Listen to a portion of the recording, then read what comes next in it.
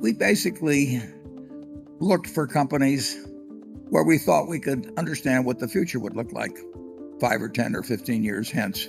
And that didn't mean we had to do it to 4 decimal places or anything of the sort, but we had to have a feel for it, and we had to know our limitations. So we stayed away from a lot of things.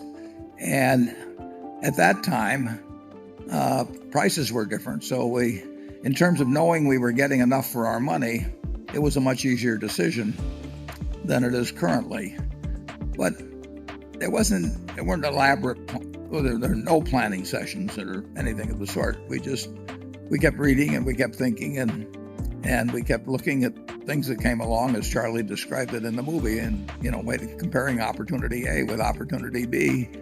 And in those days we were capital constrained, so we usually had to sell something if we were going to buy something else, and that always makes for that's an interesting challenge always when you're measuring something you hold against something that has come along and to see which is more attractive.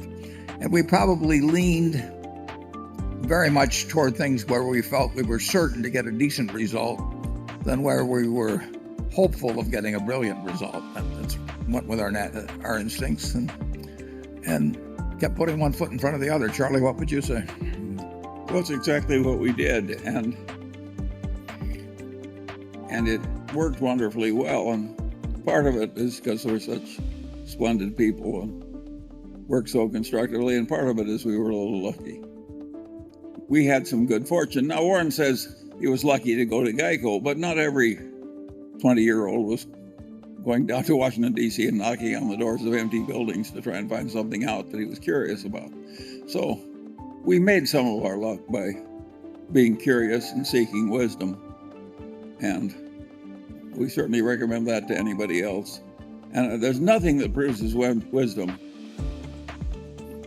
more thoroughly than really getting your own nose whacked hard when you make a mistake. And we had a fair amount of that, didn't we? We have plenty of them.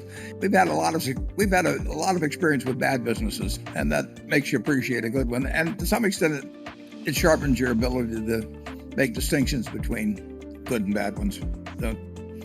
And we've had a lot of fun along the way. That helps too. I mean, if you're enjoying what you're doing, you're likely to get a better result than if you go to work with your teeth clenched every morning.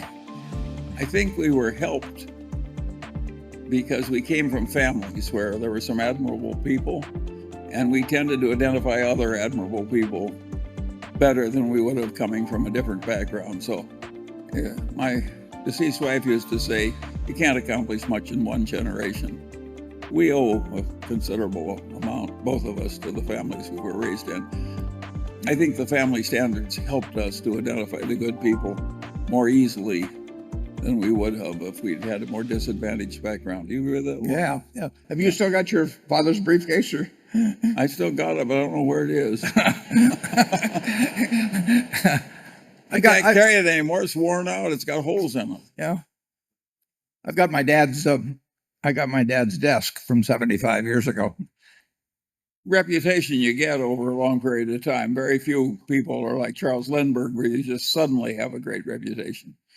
Most of us have to acquire one very slowly, and that was true in Berkshire's case. And in any individual, you just have to get the best reputation you can in the years you're allotted and the time available. I see all the time opportunities come to people where it's the credibility they've gotten in the past that causes them to have the new opportunity. So I think hardly anything is more important than behaving well as you go through life. And I think we actually try to behave better as we got more prosperous. And I think you'd be crazy if you didn't. So I certainly recommend that you follow those old-fashioned principles. This is pineapple juice, incidentally. People were questioning that. They say it's good for your throat if you're going to talk a long time. Buffett and Mr. Munger. My name is Neil Gonetti Wall from South Florida, and I'm currently in 7th grade. My question is, how do you make lots of friends and get people to like you and work with you?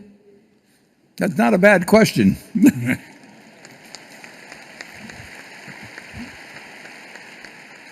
Very good question.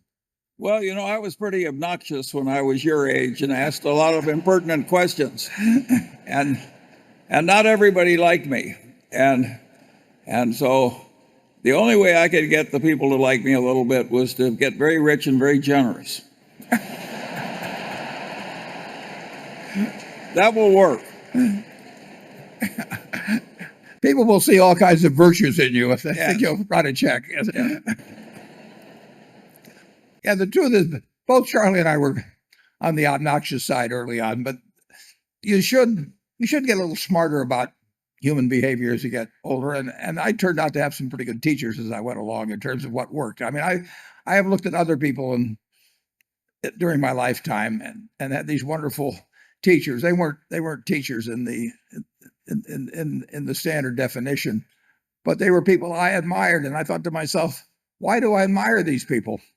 And if I want to be admired myself, why shouldn't I take on some of their qualities? So it's not a complicated proposition. If you look around you at the people you like in your school, write down 3 or 4 things they do that make you like them, and then look around at the 3 or 4 people that turn you off and write down those qualities and decide that you're going to be a person you yourself would like, that you take on the qualities of the person on the left. You're generous, you're friendly, you accept things with good humor, you don't claim credit for things you don't do, all of these things, and they're all possible to do. And if you like that in other people, people are going to like it in you. And if you find things that are kind of obnoxious, you're always late, you're always claiming credit for more than you do, and you're kind of negative on everything, and you don't like those in other people, get rid of them in yourself, and you'll find out it works pretty well.